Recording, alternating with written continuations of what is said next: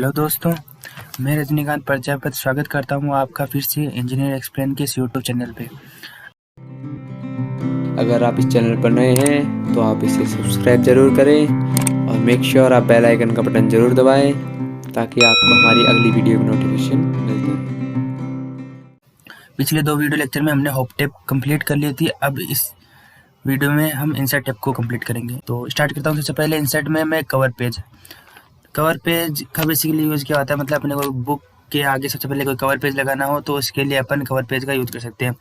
और MS word में अपने को बहुत सारे कवर पेज मिल जाते हैं, जैसे ओस्टिन हो गया, बैंडेड हो गया, पेज सेट हो गया और फिलगरी। जैसे मैं फिलगरी का ओपन कर देता हूँ तो फिलगरी का इसमें अपन हेडिंग दे सकते हैं, मतलब हेलोइन एंड ए टोटोइस। बचपन में आपने कहानी तो सुनी होगी ना, है ना? तो नहीं सुनी तो वापस से सुन लेना, ठीक है? ठीक है। और नेवर लूज होप, जैसे कुछ भी लिख दो, मतलब never lose hope, never lose hope. सब टाइटल दे दिया मैंने इसका।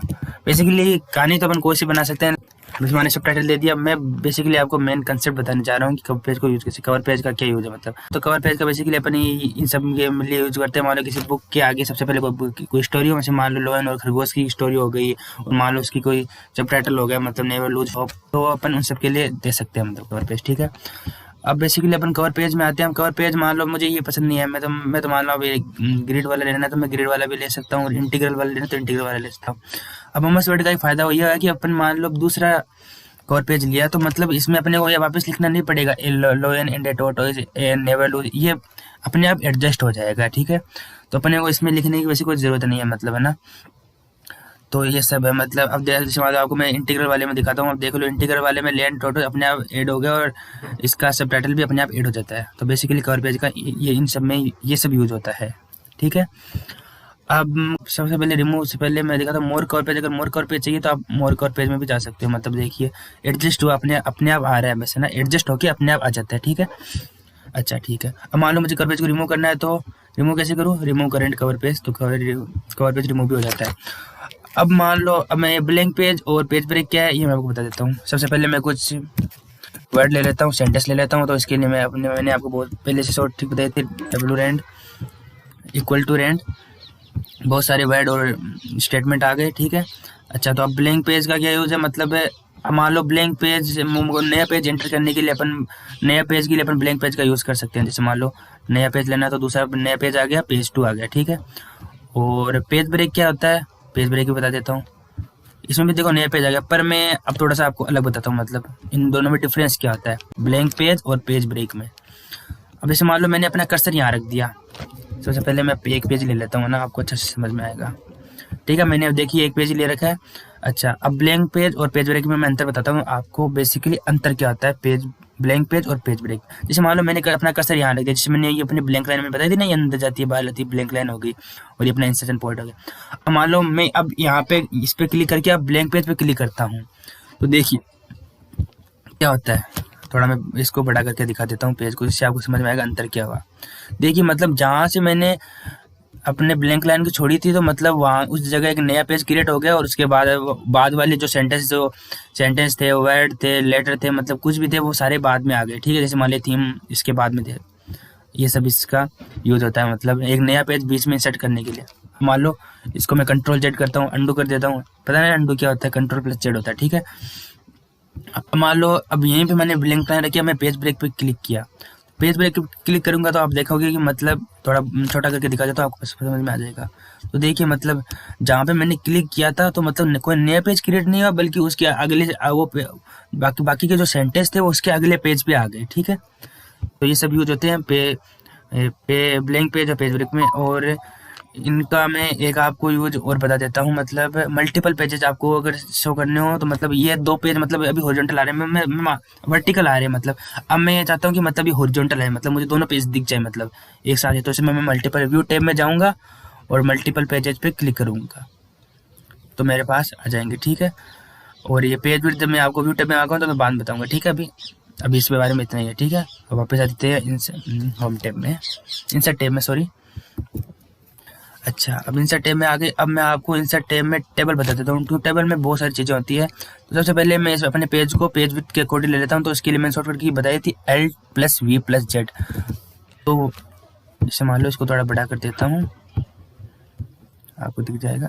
पहले Ctrl+A से सिलेक्ट कर लेता हूँ। अब मैं Alt+V+Z प्रेस कर देता हूँ। सॉरी, अभी थोड़ी सिलेक्ट हुई है, मतलब हाँ। अब देखते हैं इसको Alt+V+Z से। वैसे अपना पेज अकॉर्डिंग ही है, मतलब इसको दिक्कत नहीं है, मतलब है ना। अच्छा, ठीक है।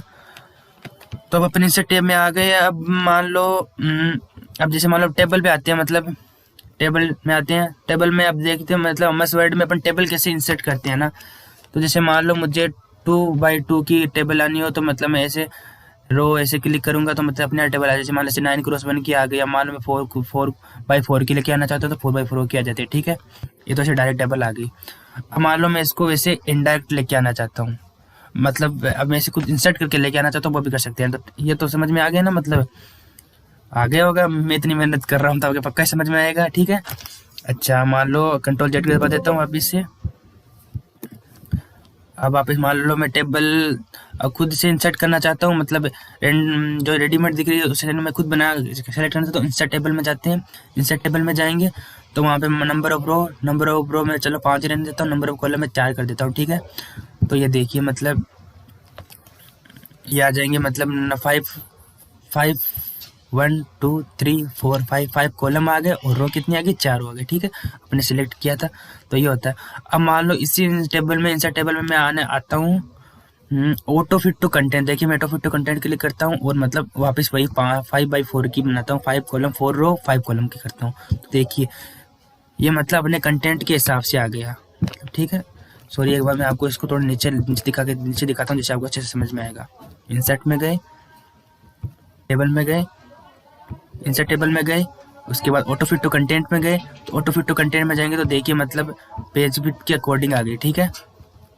सॉरी, उसमें मैंने अब पेज सेलेक्ट सही नहीं किए थे, मतलब इंसर्ट टैब में जाते हैं। मान लो अगर अब मान लो इसमें ऑटो फिट टू कंटेंट पर क्लिक करूँ, ऑटो फिट टू कंटेंट पर क्लिक करूँगा, 5 वापस वही 5 रो और 5 कॉलम ली और 4 रो ली। तो ऑटो फिट टू कंटेंट पर क्लिक करूँगा तो देखिए मतलब छोटा आया। मतलब इसमें अपन कंटेंट कुछ भी लिख सकते हैं, मतलब जैसे मान लो सीरियल नंबर लिखना हो, सीरियल नो नंबर लिखना हो, और आगे से मान लो ये मतलब कंटेंट के हिसाब से ये रो अपने आप बड़ी होती जाती है, ठीक है।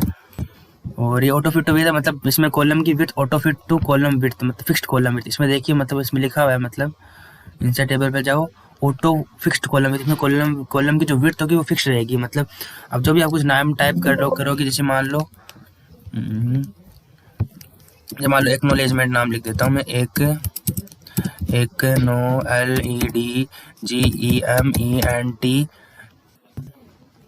जैसे मान लो इसमें कॉलम की विड्थ फिक्स रहेगी तो इसलिए नई लाइन आ रही है, ठीक है।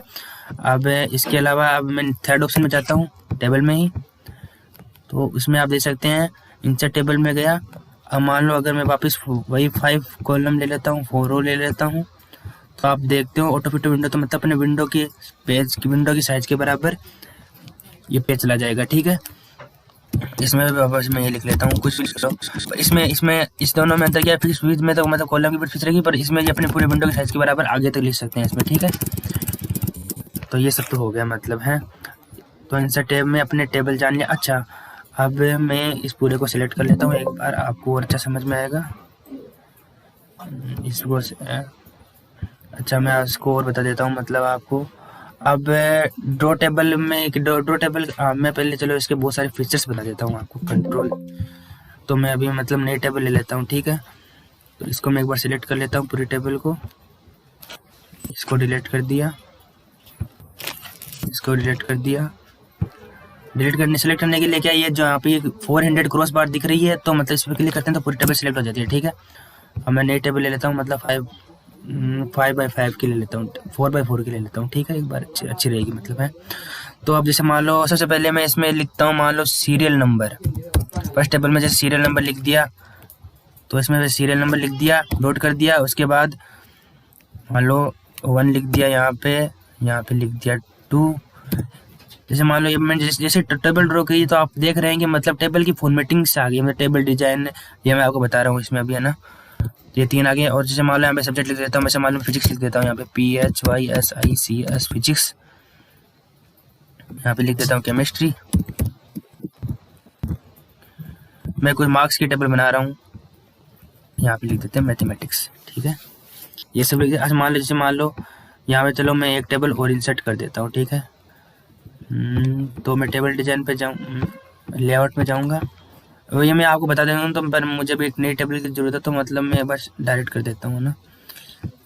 अब मान लो ये तो हो गया फिजिक्स केमिस्ट्री मैथ है ना। और यहाँ पे सबसे पहले यहाँ पे मैं इनके मार्क्स कुछ लिख देता हूँ, मतलब हाँ मार्क्स लिख देता हूँ। रुकिए एक मिनट,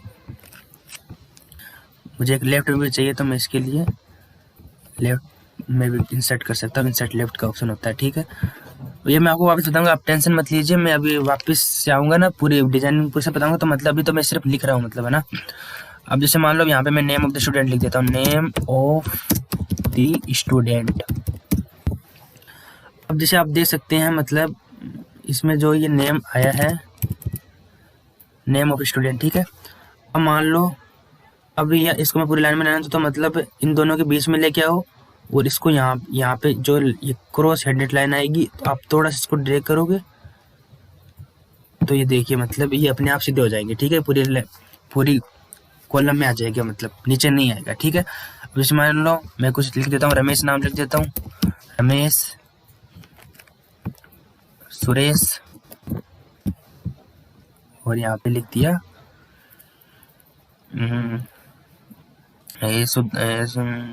कुछ भी लिख दो, जैसे मान लो सुनीता लिख दो। ठीक है, सुनीता। ठीक है, अब मान लो इनके फिजिक्स में मार्क्स लिख देता हूँ, मतलब एक के 60 आए, एक के 70 आए। यहाँ पे इनके मार्क्स लिख देते हैं 70, यहाँ पे 100 लिख देते हैं। चलो खुश रहो। एक मतलब एक के ज़्यादा आ गए। ठीक है, एक टॉपर है क्लास की। ठीक है, सुनीता टॉपर है क्लास की, ये मान लो आप। ठीक है, अच्छा अब इसके लिख देते हैं 70, इसने थोड़ी इम्प्रूवमेंट की 80, इसके थोड़ी गिर गए 99, इसके बाद की 34, मैथ में थोड़ा कमज़ोर है, इसके 90, इसके 100। ठीक है, अच्छा अब मैं थोड़ा और बता देते थे।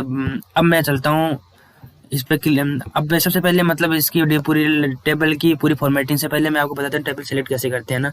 एक तो टेबल आप जैसे मैन्युअली जाके सिलेक्ट कर सकते हैं, इसे पूरे ड्रैग करके। और एक क्या है, एक मतलब आप यहाँ इस पे जाए और यहाँ पर क्लिक कीजिए, बस टेबल अपने आप सेलेक्ट हो जाती है, एक सिंगल टेबल। ठीक है, एक सिंगल रो अपने आप सिलेक्ट हो जाती है। ठीक है, और यहाँ मिनी टूल बार बार में आती रहेगी, इसकी टेंशन मत लीजिए, वो हम बाद में देखेंगे। ठीक है, वो तो आती रहती है, मतलब वो फॉर्मेटिंग के लिए होती है। ठीक है, अच्छा मैं वापस पे आता हूँ, तो यहाँ पे देखो टेबल की डिजाइन लेआउट में जाता हूँ, तो बहुत सारे ऑप्शंस होते हैं अपने पास। जैसे मान लो मुझे एक नई टेबल और इंसर्ट करनी हो। अच्छा मुझे मान लो नई टेबल इंसर्ट करनी हो, तो उसके लिए क्या क्या क्या क्या अब मान लो नई टेबल इंसर्ट करनी, तो उसके लिए मैं टेप यूज करता हूँ। ठीक है, तो इसे देखो मान लो टेप क्लिक किया तो नई टेबल इंसर्ट होगी। ठीक है, अब मान लो इस टेबल के ऊपर मुझे एक टेबल इंसर्ट करनी हो, तो मैं इंसर्ट अबव पे क्लिक करूँगा। ठीक है, अच्छा ठीक है, अब मान लो मुझे इस टेबल को मतलब इस सिंगल रो को पूरी मर्ज करना हो, पूरी सेल को मर्ज करना हो, तो मैं इसको मर्ज कैसे करूँगा। इसको मर्ज करने के अपने पास एक्सेल मतलब MS वर्ड में ऑप्शन होता है। ठीक है, तो मैं जाऊँगा मर्ज में जाऊँगा, ये रहा मर्ज। अभी तो मतलब मर्ज का नहीं आया, तो मतलब इसको पूरी सेलेक्ट करनी पड़ेगी। तो मर्ज सेल का भी ऑप्शन एक्टिवेट नहीं था, अब एक्टिवेट हो गया। ठीक है, मर्ज सेल पे क्लिक करूँगा तो ये पूरी सेल मर्ज हो जाएगी। ठीक है, अच्छा ये सेल मर्ज हो गई। अच्छा ठीक है, अच्छा मान लो मुझे अब सेल को स्प्लिट करना हो, अब ये बहुत इंपॉर्टेंट है, मतलब है ना। अब मान लो जैसे मैथ में आता हूँ, तो पहले मैं मैथ पे क्लिक करता हूँ। अब मान लो मुझे एक सेल को स्प्लिट करना हो, तो इसका मैं बता देता हूँ मतलब क्या है।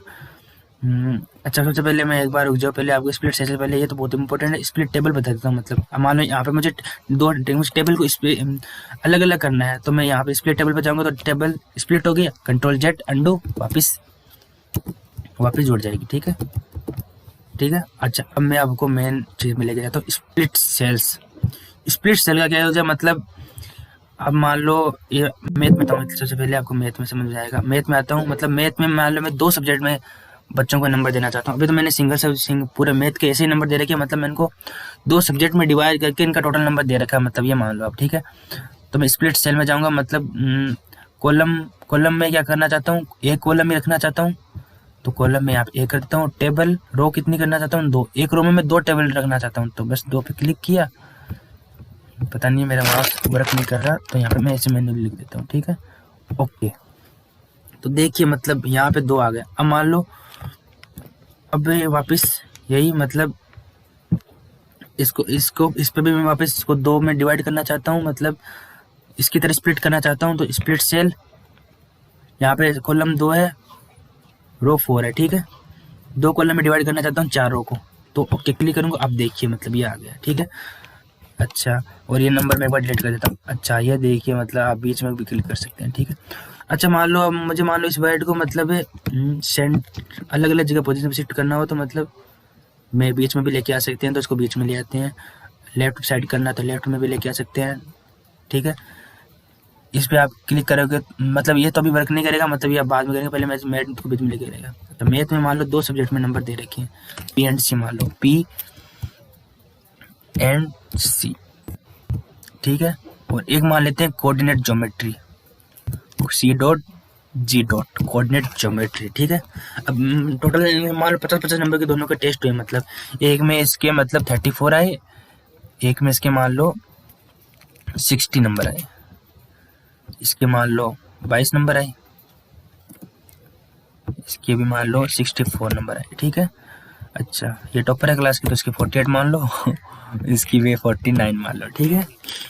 अच्छा, तो ये देख सकते हैं मतलब मैंने एक सब्जेक्ट को मान लो बीच में सिलेक्ट करना हो कि सब्जेक्ट को बीच में लिखना हो, और उसको मतलब उसके सब्जेक्ट को अलग अलग पार्ट में डिवाइड करना हो, तो वो भी ऐसे कर सकते हैं अपन, ठीक है। अच्छा, अब अपन आते हैं ऑटो फिट टू कंटेंट। ये थोड़ी देर बाद में आऊँगा। मतलब अब मान लो मुझे रो की साइज बढ़ानी हो, तो मतलब मैं बढ़ा सकता हूँ। वो कैसे, मतलब हाइट बढ़ानी हो, ये देखिए आप इसके बढ़ाए, देखिए बढ़ रही है ना, तो ऐसे बढ़ा भी सकते हैं अपन, ठीक है। फिलहाल मैं कंट्रोल जेड कर देता हूँ,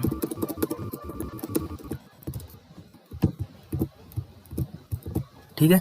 अच्छा, अब आते हैं मान लो स्प्लिट टेबल हो गई है। अब मान लो मुझे अब किसी रो को डिलीट करना हो, तो मतलब किसी कॉलम को डिलीट करना हो तो अपन ऐसे कर सकते हैं। मतलब एक बार रुकिए, इस पूरे को सिलेक्ट कर लो। हाँ, मैंने आपको रो सेलेक्ट करना चाहिए, जब मैं आपको कॉलम सेलेक्ट करना बता देता हूँ। मतलब कॉलम सेलेक्ट करने सिंपल तरीका है, यहाँ पे एक माउस पॉइंटर अपना आ जाता है, ठीक है। देखो पहले मैं एक बार रुको, ये मैंने आपको मर्ज कर दिया, तो मतलब इस वजह से नहीं हो पा रहा। वैसे कोई दिक्कत नहीं है मतलब, है ना। तो मैं पहले आपको बाद में इसको सबसे पूरी फॉर्मेटिंग करने के बाद आपको पूरा बता दूंगा, ठीक है। अच्छा, आज तक की वीडियो के लिए मतलब इतना बहुत है। मतलब अगले वीडियो में हम थोड़ा इसके बारे में और जानेंगे, ठीक है।